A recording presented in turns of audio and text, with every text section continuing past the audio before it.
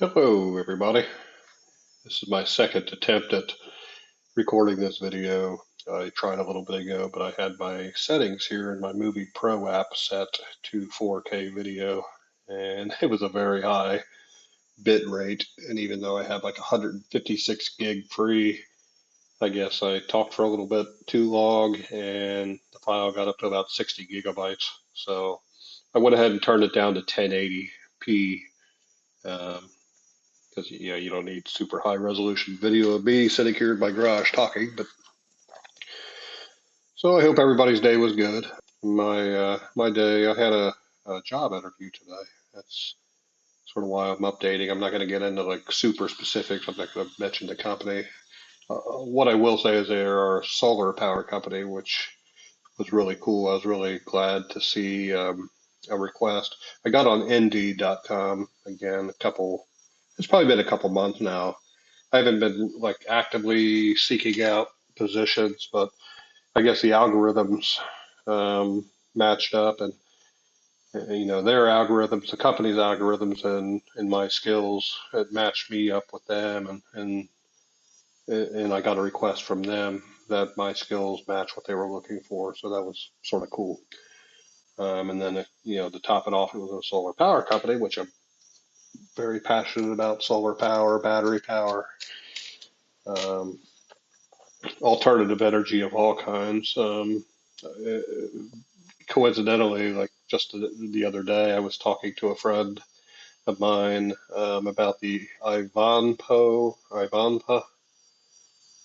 solar collector.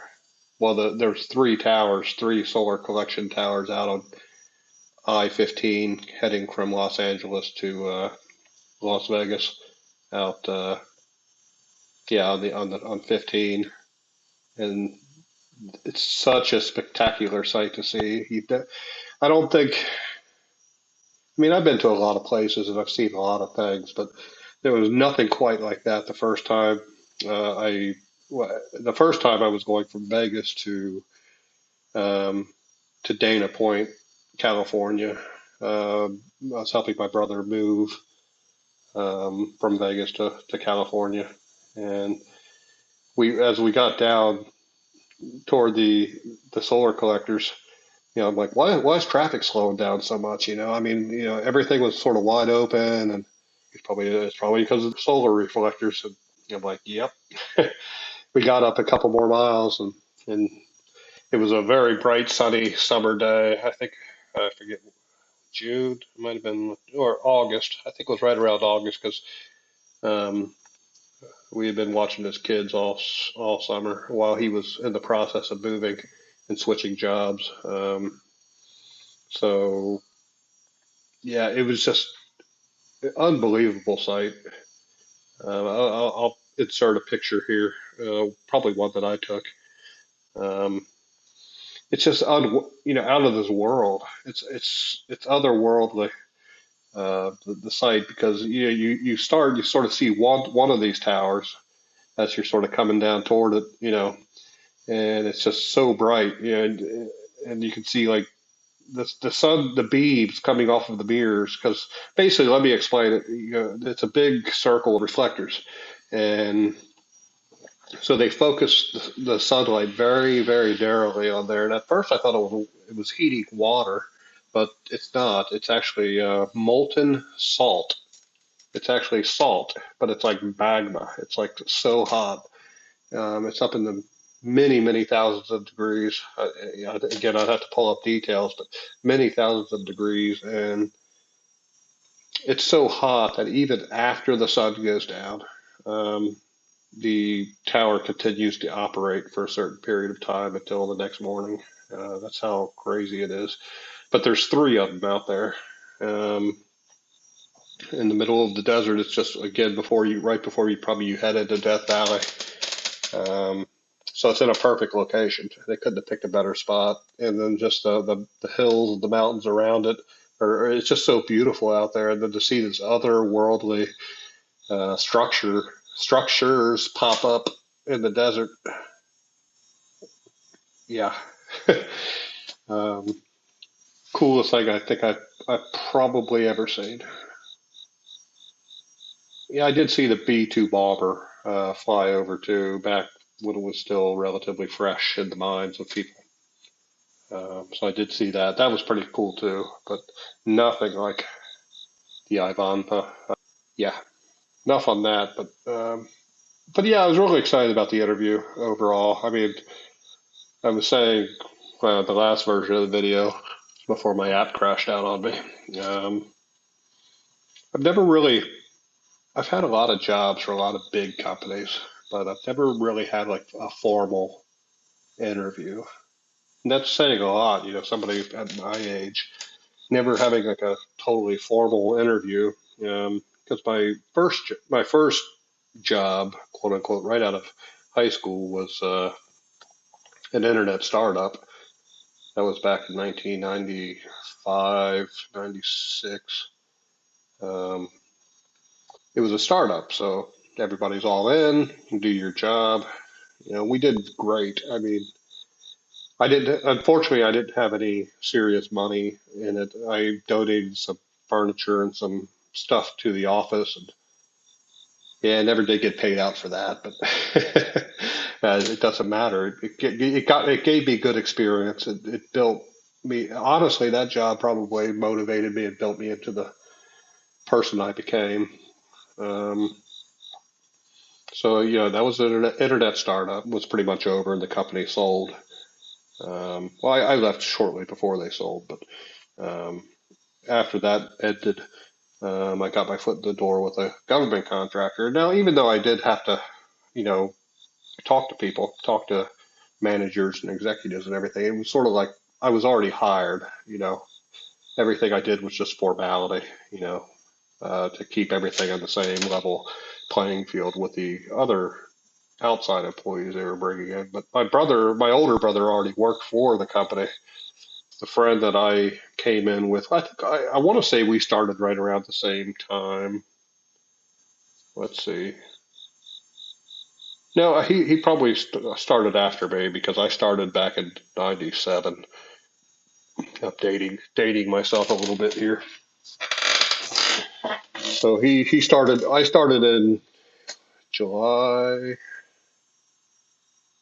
Yeah, I want to say it was July of '97, and I was put on a contract out at Wright-Patterson Air Force Base to upgrade workstations from some old processors. I want to say they were old 486s, 486 processors with very little, very little amount of RAM. I want to say it was maybe 1 gig, 512 meg of RAM, up to, but the office had 120 computers, if I remember correctly, and but we were upgrading those workstations like single processor 486s up to dual processor Pentium Pros. And Pentium Pros were sort of between, like, there were Pentiums back then, like normal square Pentiums, and then they had a Pentium Pro, which was like a corporate level, uh, yeah, sort of a corporate level of performance. And then on top of that, they had the dual motherboards. So we basically just had to migrate software. We went from an old Windows.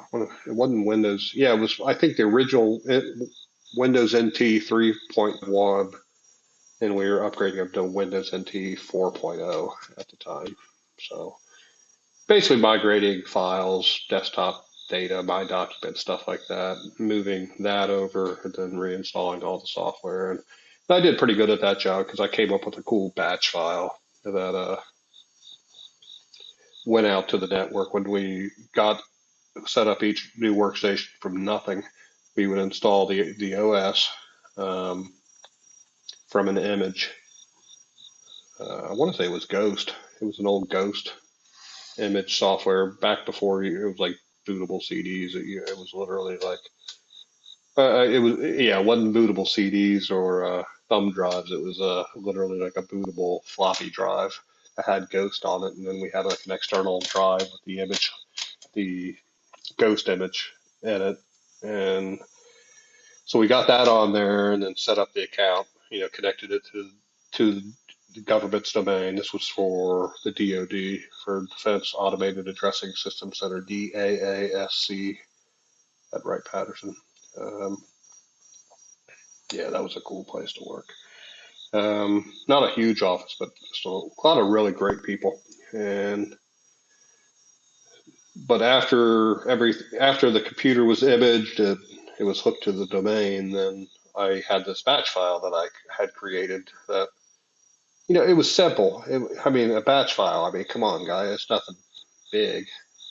You know, I had used Linux by that point, but it was sort of like a bash script in a way. That's where I got the inspiration to do it. It was sort of like a bash script where you could put in just a bunch of commands to install a bunch of stuff, if you had to do it over and over again on many different machines. So that's what I did. So this batch, it would automatically map the network drives, and it would automatically run setup on each piece of software. Then it would pause between each one, hit next, next, next, next, next, install, and do you want to continue? And then I put some conditional data in there because some people didn't need some of the software. So do you want to install this? Yes or no? Um, and yeah, it cut out. I want to say that was probably one of my first like big shout outs from my bosses. That how many man hours that I had saved by not having to manually do all those things. Um, so that it was just great fun, and then just the people, and then the things I got to see by working at Wright-Patterson. There's so many stories there. Like I mentioned, the B-2. I saw the B-2 fly over. A coworker and myself, we snuck into that ceremony.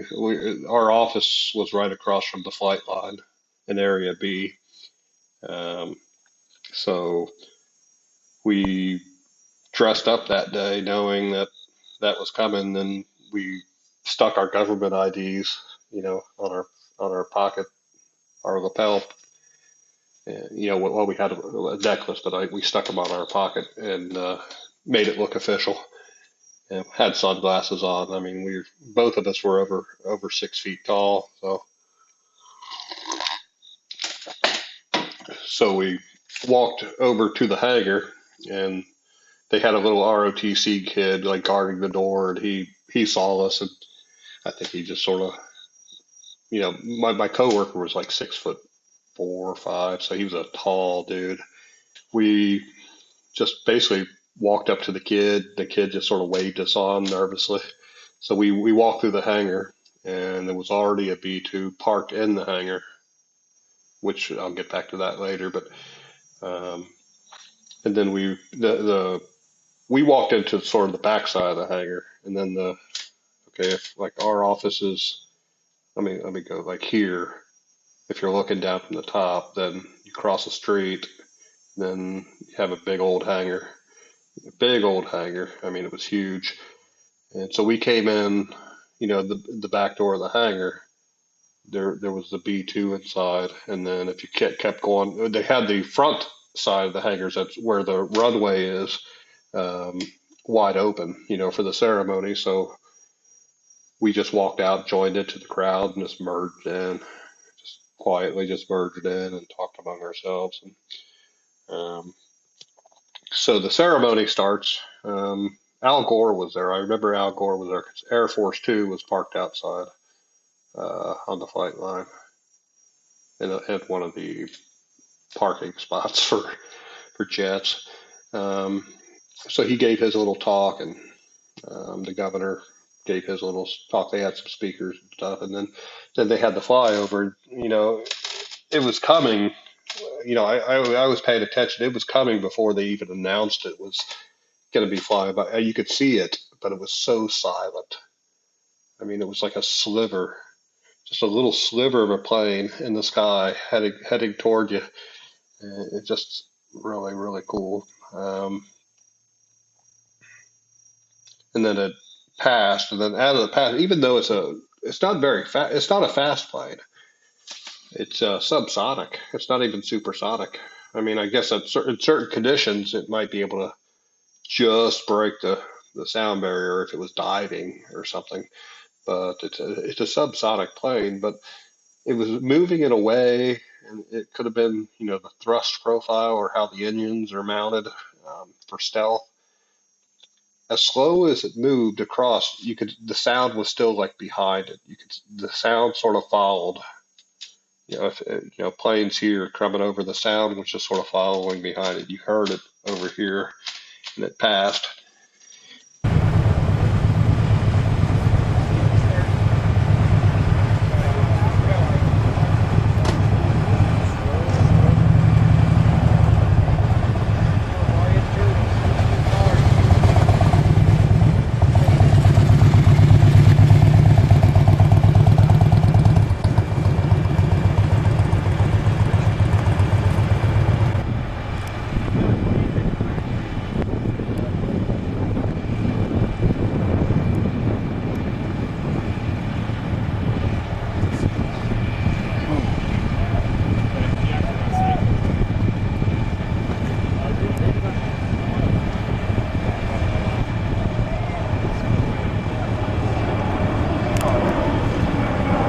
And everybody, cheered. It was like cool and everything. I mean, there was news stations, cameras, military reporters. Uh, there was like a whole line of cameras there. And then, you know, it the ceremony finished up, and then I was able to, and I need to find it. It's probably one of my storage units or something, but I do have a picture, small 8.5 by 11 size actual photo print of the B2, and I got the signature from the pilot, from one of the main pilots, like the lead pilots of the B2 program. So got to meet that guy, and if I'm not mistaken, his identity was classified, so I I probably had like a classified signature, but they were handing them out for VIP. I mean, this whole event was like I'm pretty sure it was closed to the public. They were just going to announce it on the news and then any military or VIP people, but we were there. So yeah, outside of the solar collector, that was my next big story of one of the coolest things I've ever seen. So yeah, again, I'm just excited about this job opportunity. Um, I don't want to call it a job, career opportunity. I don't look at jobs like it's jobs. Come in 9 to 5, get paid. Um, don't think about it after. I live my jobs. I live my, again, I should say, I live my career. They become like a big part of my life.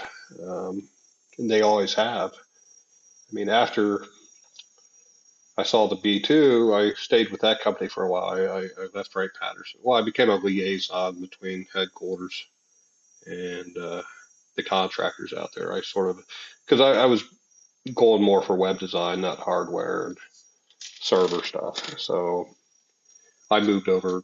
I moved back to headquarters at late '98, I think. Yeah, it was probably '98 sometime, and everything moved so fast back then. I mean, it seemed like a long time while I was there. I was probably only at DASC for about a year, '97 and '98, and I moved to the headquarters because I only worked for the company for a little bit over 3 years, but worked at 3 different locations. So I went back to headquarters, got into web design professionally. I had done it before for the internet startup, and even friends before that. So, so yeah, I was, like I said, I was doing web design, and then I was a liaison between the former Wright-Patterson office and headquarters. So basically, it was just delivering invoices and um, just checking out, making sure everything's going okay, and that progress was good. Then report back to the CIO, CEO of the company. And again, I knew the CEO pretty well personally, so it was good. It was good having that foot in the door, and then the whole story with him. I think I might have done a video on it a while back, or at least a written post. I think I did a written post on it. That guy was amazing. I probably did a written post on it back when a lot of this modern day, like, media racial division and everything that the mainstream media and society wants you to basically the division that they're trying to put between us. But obviously I'm just a white guy from Ohio. Grew up relatively well. I mean, my dad worked really hard, and I give him a lot of credit. He worked very hard through our childhood to make sure we had even the bare minimums, just the basic necessities. Um, so he worked for much of our lives. He worked two full-time jobs, and then some part-time work. I mean, I remember at one point in our childhood, he was working for UPS. Um, let's see, UPS, place called Federated and Allied Credit. So after he got off UPS each day at like 5, he would head up to this place, Federated and Allied Credit Services, FACS, um, not far from where we lived. And then he would work a whole nother shift there from like 5. I don't think he even took a lunch break from like 5 in the afternoon till like 1 in the morning, and then got home and did it all over again the next day. And then if the UPS was his full-time main career, he was there for almost 40 years. But if like facts didn't work out, I mean, for a short time, I remember him being a cashier at Kroger for school. Hard-working guy. I wish I mean, I think I got some of his business ethic, but it changes from generation to generation. So I think what I got from him is like, no matter what, just get started, get moving. Um, don't let anything hold you back or whatever. So to get back to me, um, out of high school, I mean, I was a smart kid. I was one of the nerdy kids. I was in the AV club, and we did like music videos. We actually ran the local public access channel for Carlisle, Ohio, where I went to high school for half of my high school time. We actually ran I think it was Channel 4. It was like the local cable public access. Mostly just playing the same thing over and over again, but uh, that's how nerdy I was. And always in the computer classes and stuff, and breaking into things. I never hacked my grades or anything, but breaking into stuff and just. But then I'd always explain to the teacher like, this is what you need to fix. You need to lock this down. You need to put a password on it, or that was and the school didn't even have like a true Windows network. It was like an old Ethernet, not even the Ethernet plugins that we have today, but they were like the twisted cables. 10 base T. It's like 10 megabits, 10 mega. Yeah, I don't even think it was megabytes. It was like 10 megabit Ethernet with the old. Well, BNC is the style of connector. It's a BNC connector, so it was like sort of like on a ham radio, for example. I don't have my ham radios out here, but it was that style connector. If people remember that, most of you younger folks under 30 won't remember that unless you went to like a really old high school that still had that when you were there. But so I went through high school, and even though I was a nerdy kid, I was smart, and the teachers all knew that I knew what I was doing and talking about everything. Academically, grade wise, I did not do well in high school. Middle school, I did well. I had a lot of really good teachers through not only middle school but through elementary.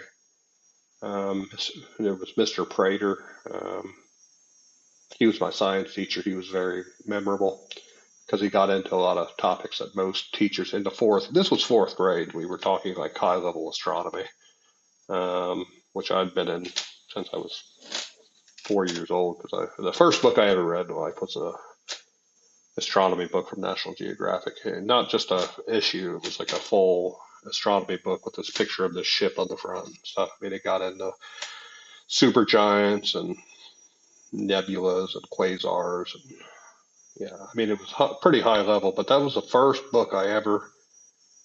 When I was 4, I was probably still looking at the pictures. As I got up to 5, 6, 7, and beyond, I was actually reading the content and learning it. So astrophysics was my first passion in life. Um, but that teacher talked a lot about that, so I remember him well. Mr. Prater, there was a Mr. Bradford. I think he was our math teacher, my math teacher in 5th grade, I think. Bradford. Yeah, I think it was math. Then there was a Mr. Pence. I remember him. Younger guy. I think he was a football coach or something. He was always a big muscle guy. Always, arms popping out of his shirt. Big dude. But he was a good teacher. That's where I really got into multiplication tables. I think it was the 5th or 6th grade when the 1 to 12, 1 to 12, and all the way up to 144 and stuff. I was like the ace of that. I could write it so fast that I didn't even have to think. I had it like memorized and stuff. But so I won that. And then 6th grade, let's see, don't remember 6th grade as much. That's when I moved from Kings Mills, Ohio to Lebanon, Ohio.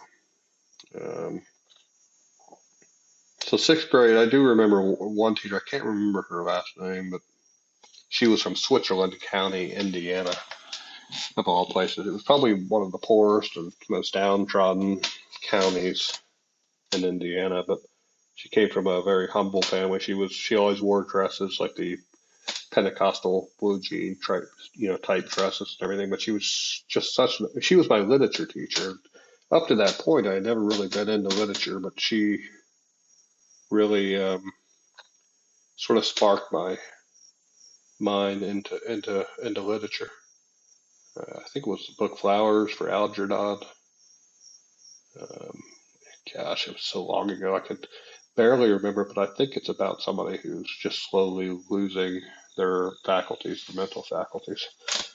But very sad story. But yeah, 7th grade, there was the main teacher I remember was Mr. Vollmering. It was something like that. Mr. Vollmer, maybe Vollmer. He had sort of a novel. He was probably a bit ahead of his time in education because he had a system to where when he would have like extra credit during class. So he would teach you all the stuff he needed to teach you, but then he would ask questions, and they might be on current events or just a random. He was social studies, so just like a random question about some topic, uh, any topic, anything going on in the news, media, whatever. And if you answered the question, you would get Monopoly money. He just gave out Monopoly money. And then this probably wasn't the healthiest thing, but with that money, like for 500 Monopoly dollars, you could buy like a can of pop, and you could drink it in class, or for 200, you could buy a pack of M&Ms or whatever. And he usually handed out 20 or 50 if it was a tough question. But I got to know his pattern. He asked a lot of current event questions and stuff. And I remember when I used to wake up in the morning, I listened to the news. I listened to Good Morning America and the newscast before I had to go out to the bus. So I'd get up, toss on some clothes, and then I'd lay on the couch. My mom would make some breakfast, and if I was like awake enough, I'd eat some. And but while I was laying there on the couch listening to Good Morning America every morning, I would absorb all of that information. So when I got to school, I just knew the answers. It was all subliminal. I just knew the answers to anything he was going to ask. He got tired of it after a while. He just like give somebody else a chance first. And so I always became like the third pick. If like 2 or 3 people didn't get it, then he would call on me. And I had so much pop and candy that year. And then that same year, there was a really good math teacher too. And I wish I remembered his name because he was probably my favorite math teacher of all time. Even as bad as I was academically, he gave so many extra credit opportunities that even if you didn't do any of your work, and even if you failed like your math test, every week or at the end, a quarter, he gave so much extra credit that you could get like 180% in that class, and then You didn't even have to. Now he was probably teaching ahead, so you were advancing ahead of what he was even, doing on a regular basis. So I learned math really well. I probably sucked on the test, or I just, I was tired. I just didn't do. I wasn't a good testing person. I was good on standardized tests, like the old standardized testing that they did. I wasn't good on like, the normal class tests. Um, so yeah, I think one year I had like 100 or one quarter of that year I had like 160%, and I think I did okay on my finals. But basically, my ending average for that class was like 125 or 120. That was my end average, so I did really, really well there. Um, but after that eighth grade, high school in the '90s, high school in the early '90s, it was a whole different place than it is today. I mean, again, being a nerdy kid. Now I had my older brother. He was a senior when I was a freshman, so I wasn't picked on like some freshmen were because my older brother was there. Now he didn't defend me. He didn't overly defend me, but most of my brother's friends were cool with me, and I was in marching band and stuff just like he was, and ROTC just like he was. So, um, so I wasn't picked on at least, which was nice. Um, but I was just always sort of an awkward, weird kid, nerdy, weird kid. But I love the ROTC days. And I'll post a picture here too of that from those days. I really enjoyed ROTC. I was, after high school, I was sort of hoping I could have gone to the Air Force. And, Top Gun. Every kid loved back then loved Top Gun. I wanted to be a pilot. And I probably could have been if I would have had better grades. Uh, actually academically did better. But it is what it is. But I did really well in music. I love music. I love marching band. Um, Science was always my thing. Um, Literature always had a separate passion for me. I love to write. I love to write and get feelings out and express, myself in that medium, in the medium of writing.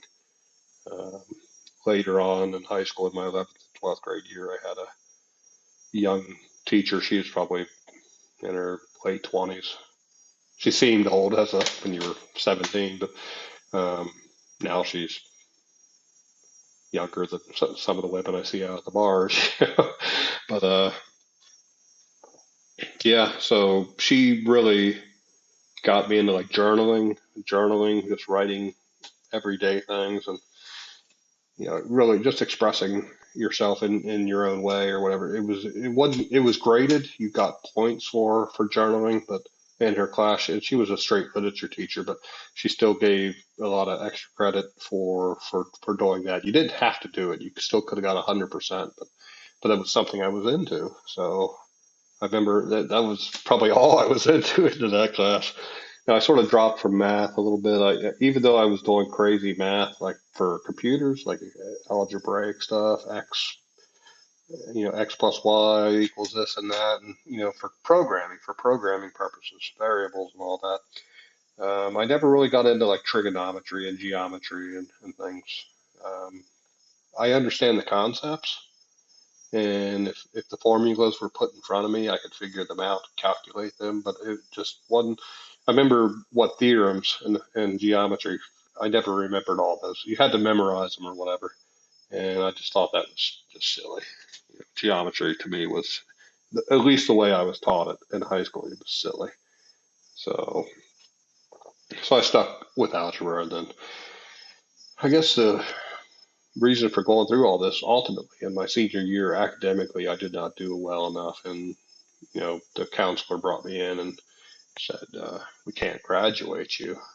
You've you've aced everything." And in my year, 1994, was my graduation year. Even that year, they started a new testing system in Ohio, and I passed that even with like I was like top of the class. I was like number two. I passed through that and beat. I was right up there next to the valedictorian at the high school. I was like literally number two on that standardized test. It was like, again, it was only in Ohio. It wasn't a national standardized thing, but uh, but it didn't qualify me. I mean, I didn't have enough credits, and I don't remember what credits you needed. I just didn't have enough, and they said you're going to have to go to summer school, and you're probably going to have to come back at least a full year to get enough credits to actually graduate. I'm just like, no, I don't have the time for that.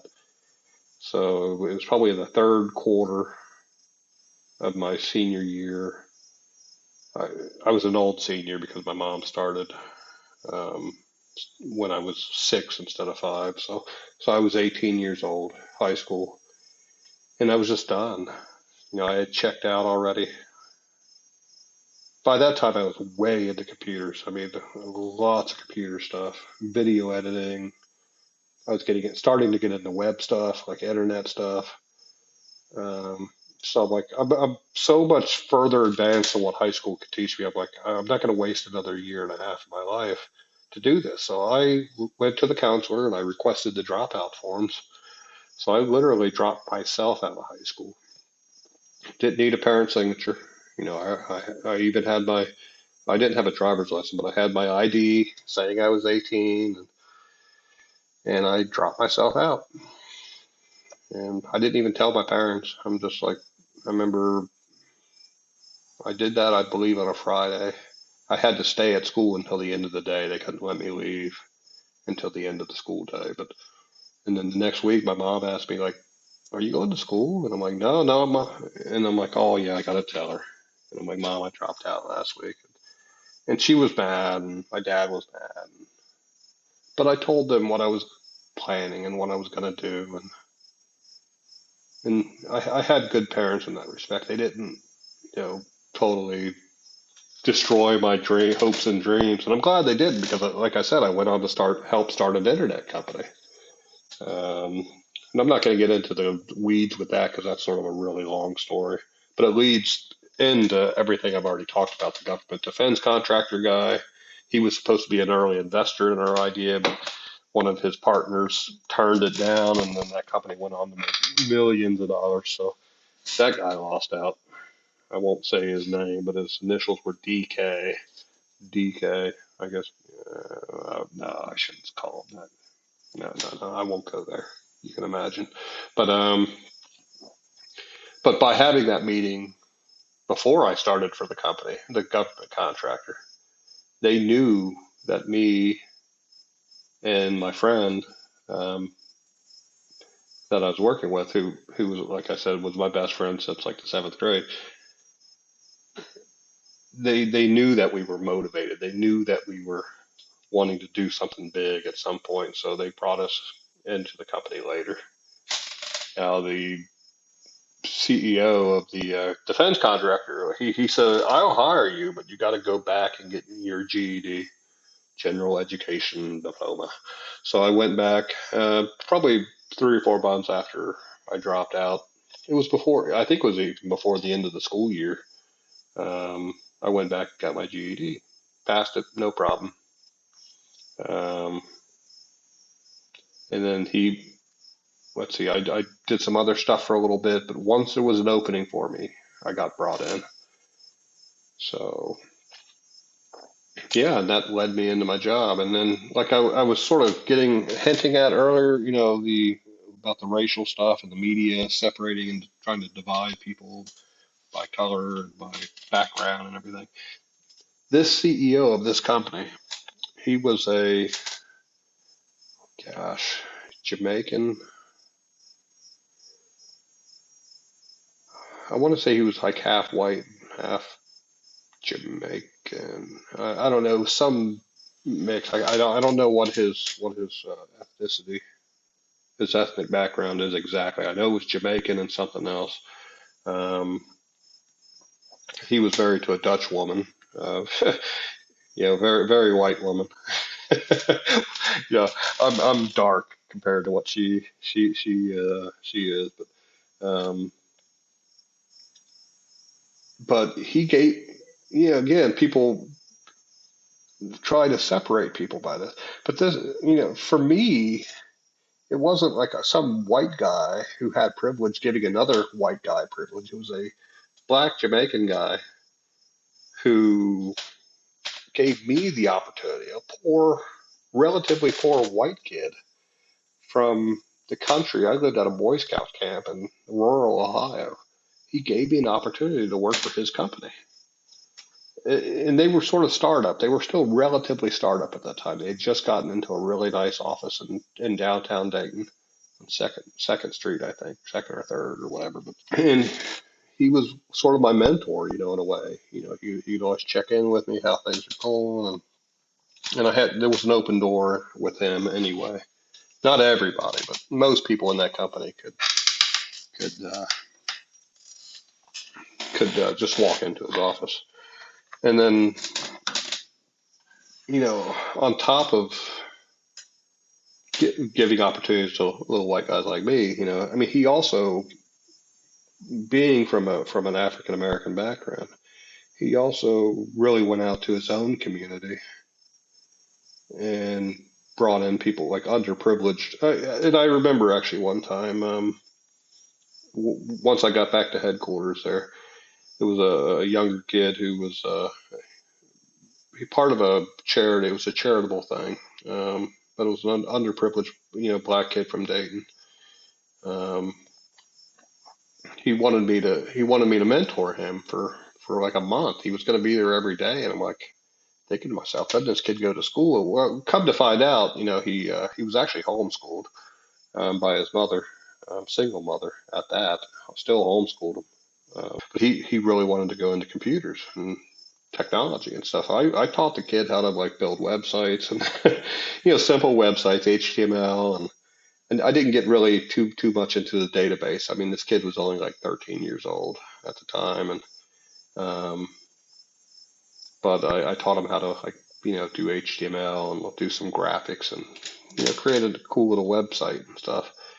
And but come to find out later, which I found out later, he had cancer.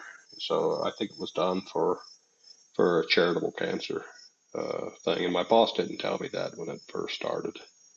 So um, yeah, it ended up the kid didn't show up one day. He ended up getting too sick, and I did visit him at the hospital, and then it just didn't last much longer. So at least I gave that kid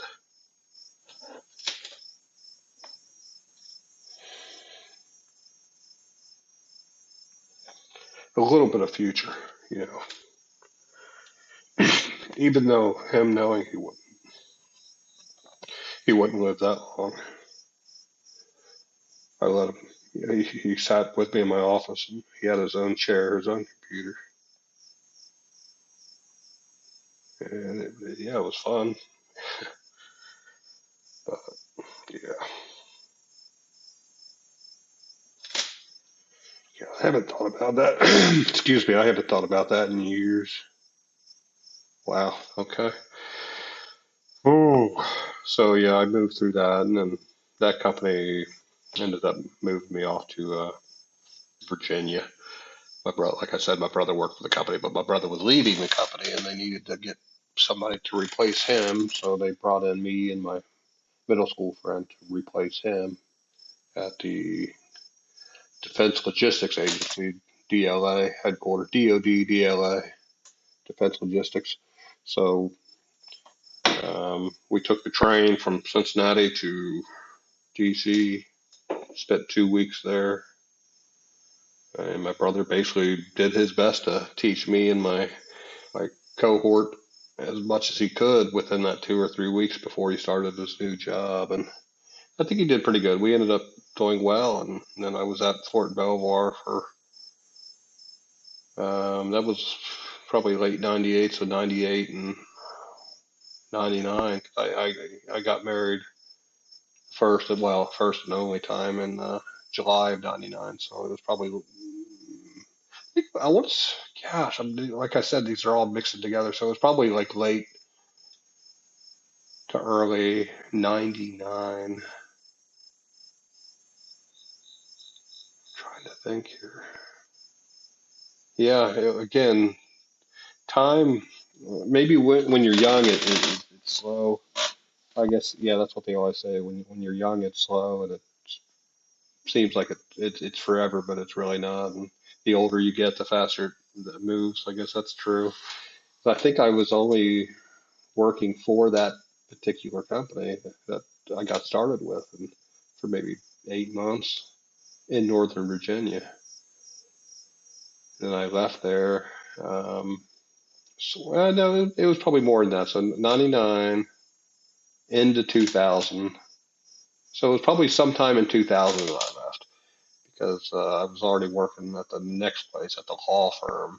I had been there for a little bit when 9/11 happened, when the whole 9/11 incident happened. I was working 2 blocks from the White House at Hogan Lovells. Um, Hogan Lavelle. It used to be Hogan and Hartson. It was the largest law firm. I don't know if it still is, but the largest law firm in Washington, D.C. Yeah, so I worked there for a while. Again, a lot of really good people, good friends, good experiences, amazing experiences. And then some people, I was a contractor through Tech Systems, and so some people were being brought on full time, some people weren't. My other coworker, he that I worked directly with on a day to day, he was brought in direct. Um, I guess out of the two of us, they could only bring on one contractor directly. So he had been there longer, had seniority and everything, and so honestly, he was more experienced than me. Generally, he's older than. Even then, he was about 10 years, probably 8 or 10 years older than me. So he stayed on. He's still working there.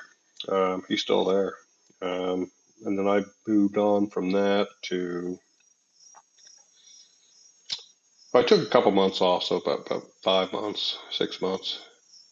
That was the one and only time I ever took unemployment. Uh, was for that couple months. I think I left in October, November of '02.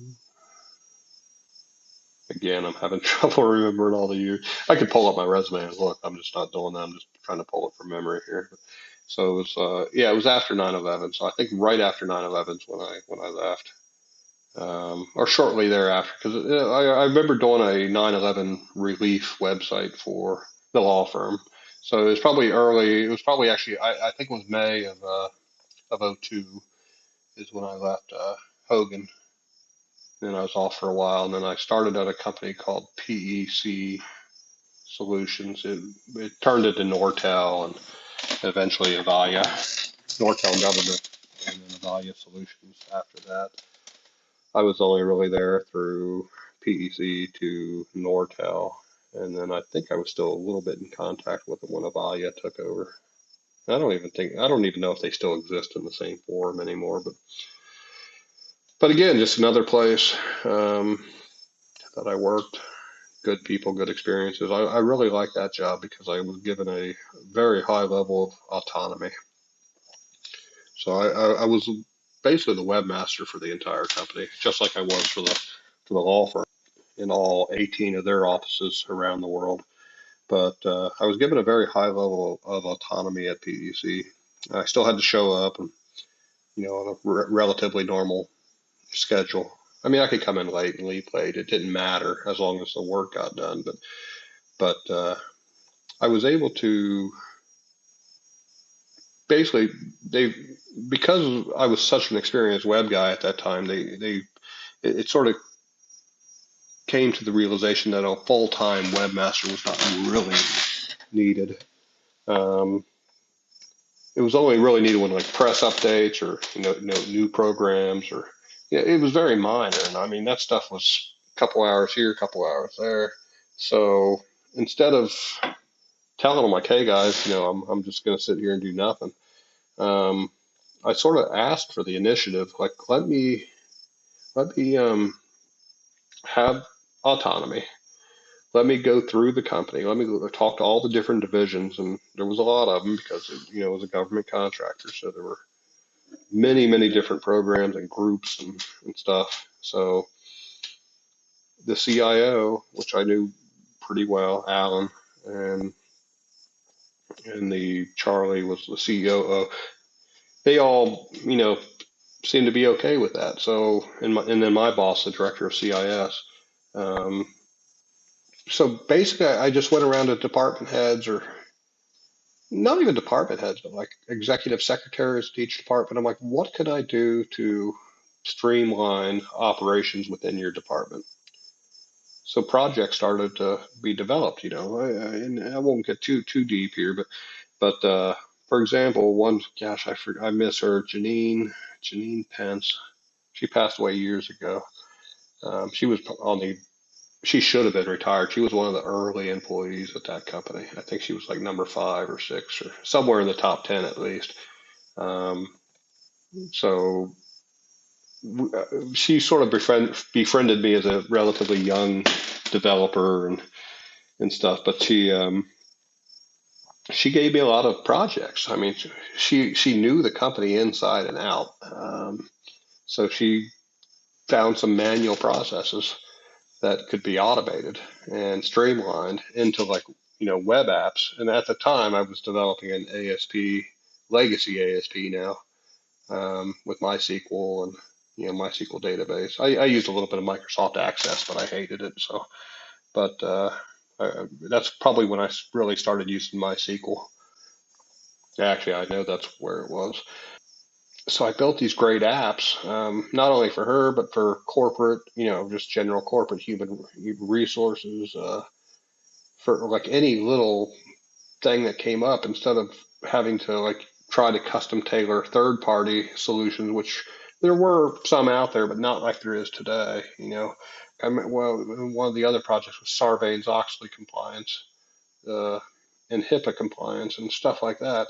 They had to have like websites where employee, like for Sarbanes-Oxley, for example, we had to build a portal where people could anonymously come into the system and whistleblow. It was like a whistleblower system. I think that's actually what we called it, like the whistleblowing system. If there's something within the company that's like out of compliance or is just downright wrong or whatever, then put it into the system, and then I made it so it was like completely anonymous. I turned off all logging, all IP logging to that particular server. It was isolated from all the other web infrastructure and everything.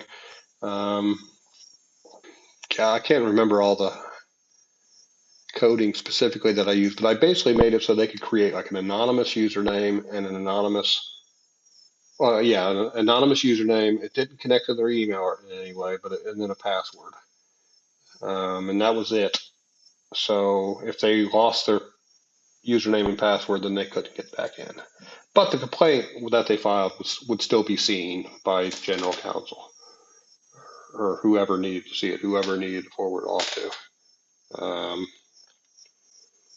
So yeah, and that system did great. So I got like that was that was probably my first formal award. I probably have a picture of it somewhere where that was I got a big plaque framed picture of award for outstanding uh, performance or achievements and performance. And that was all based on what I was talking about, how I went autonomous within the company and I streamlined. I think the COO told me that I had literally saved like millions of dollars in man hours on different tasks that I automated over that year or so that I was there.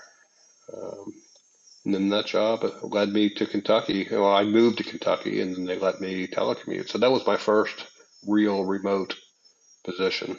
Um, Now the CIO that allowed me to do that, he ended up, leaving the company when they sold, over time. So a new CIO came in. The new guy was an old military guy, so he didn't want a telecommuter. So I got pushed out of the company. But it was good time, good run with them. And I took some time off, started doing my own thing a little bit, and then eventually got in with SAIC. My ex-wife applied for them, and then she got hired, and then, because she was there, and then when they found out who my previous company was, that the particular SAIC program that I was on was directly connected with a lot of the work that my previous boss had done that I was already familiar with. So I already had a pretty good handle on what the new program was about. So I was a shoe in. I just I had a couple interviews, but it was just like I said earlier, it was just a formality. And yeah, and then she's, I won't talk about my ex-wife too much, but she still worked for a subsidiary or something with the company. And then I left there in 10, and then I've been freelancing on and off pretty much ever since. So, and a lot of people, don't think you do a lot when you freelance, but if you've seen the stuff I do, I probably have a bigger, have done more with my freelance work than I ever did at any individual company or individual position. I've built more servers and set up more sites and done work for bigger entities. I mean, I did work for Damon John from the Shark Tank. I did fashion work for Shoshana Lonstein. Um, if I doubt she'll ever see this, but um, if people don't know who Shoshana Lonstein is, she was the ex-girlfriend of Jerry Seinfeld. She hates that. I know she hates being referred to as that, and there were a lot of articles in fashion magazines about trying to break away from the whole Jerry Seinfeld girlfriend thing. So, but Shoshana Lonstein, know her. Haven't talked to her in a number of years, and maybe about 5 years. But yeah, so sort of leads up to where I am. I mean, I guess I've been going for about an hour here. I did not expect to talk this long. I don't know if I'm going to edit and cut this, or if I'm even going to post it. I just wanted to talk. So that's about it. I'm gonna try to make this right about an hour. So, um, but other than that, like I said, I'm excited about this potential, career opportunity. To say it more properly, not job. It's just not a job. It's a career. Career opportunity to work with a team of amazing people, and I know they are because um, the screening interviewer, she's like, "Are you like ready to work for a really kick-ass team of people?" And so I knew they were cool when she said that. So and I appreciate that. And my answer, I wasn't just like, "Yeah, I think that would be awesome." I said, "Absolutely, looking forward to it." So I'm hoping if there's anything to sort of wrap this up, I'm hoping my response to that question, absolutely looking forward to it. I'm hoping that's, gets me in the door, or at least to the next interview. That's all I can ask for. So everybody have a good night and peace out.